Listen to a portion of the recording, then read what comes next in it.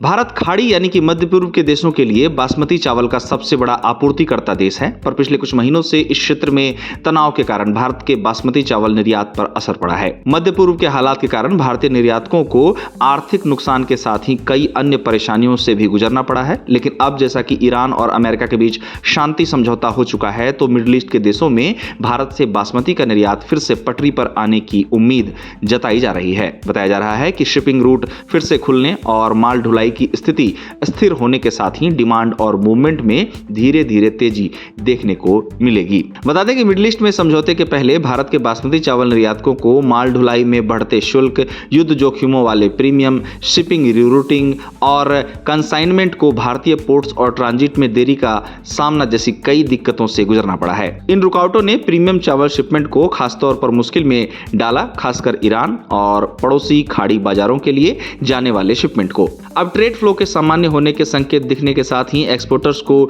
Middle east में प्रमुख जगहों से ऑर्डर वापस मिलने की उम्मीद है, जहां बासमती चावल की घरों, रिटेलर्स और फूड सर्विस खरीदारों के बीच अच्छी डिमांड है। निर्यातकों को खासकर ईरान, इराक और सऊदी अरब जैसे बाजारों से रिकवरी में अहम भूमिका निभाने की उम्मीद है। इस तरह मिडिल ईस्ट में तनाव का कम होना भारतीय चावल निर्यातकों के लिए फायदेमंद है, क्योंकि भारत खाड़ी के देशों को ही अपना सबसे ज्यादा बासमती चावल निर्यात करता है। इससे भारत को अच्छी आय भी होती है और भारत के लिए बासमती निर्यात के मोर्चे पर यह क्षेत्र काफी अहम है। अब उम्मीद की जा रही है कि आसान लॉजिस्टिक्स, महीनों तक बढ़ी हुई शिपिंग लागत और अनिश्चितता के बाद कॉम्पिटिटिवनेस को वापस लाने में मदद कर सकते हैं। बताया जा रहा है कि राइस इंडस्ट्री इस समय यह देख रही है कि हालात के सामान्य होने से मांग और माल ढुलाई की क्या स्थिति बन रही है। गौरतलब है कि भारत मिडिल ईस्ट, खासकर ईरान को बड़ी मात्रा में बासमती चावल का निर्यात करता है। बासमती निर्यात के लिहाज से ईरान भारत के लिए काफी मायने रखता है। ईरान के साथ ही मिडिल ईस्ट के कई देशों में भारत के खुशबूदार बासमती चावल की काफी ज्यादा मांग है। बासमती चावल का प्रयोग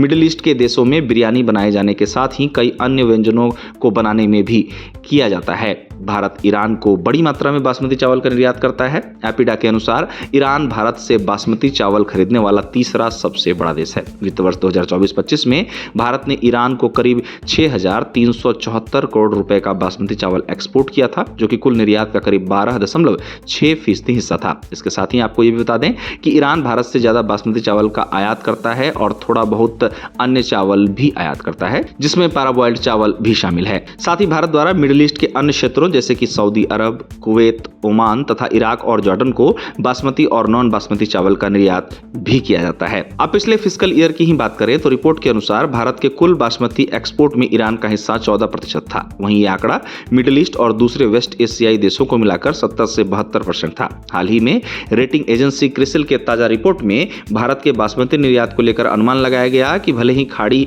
मुल्कों में तनाव ने मिडिल ईस्ट में ईरान को होने वाले भारतीय बासमती के निर्यात को प्रभावित किया हो, लेकिन बावजूद इसके भारत का बासमती चावल एक्सपोर्ट वॉल्यूम वित्त वर्ष 2026 और 27 में स्थिर रह सकता है, क्योंकि सऊदी अरब, इराक, यूनाइटेड अरब अमीरात और यमन से ज्यादा डिमांड ईरान, जो एक अहम मार्केट है, को एक्सपोर्ट में गिरावट से होने वाले नुकसान की भरपाई करेगा। इस तरह अब उम्मीद जताई जा रही है कि जैसा कि मिडिल ईस्ट में अब हालात सामान्य हो रहे हैं, तो भारत द्वारा बासमती चावल का निर्यात फिर से पहले की तरह इस क्षेत्र में हो पाएगा और वे भारतीय बासमती चावल निर्यातक जो इस क्षेत्र में तनाव के कारण अभी तक काफी ज्यादा आर्थिक नुकसान का सामना कर चुके हैं, वे फिर से अपने नुकसान की भरपाई कर पाएंगे।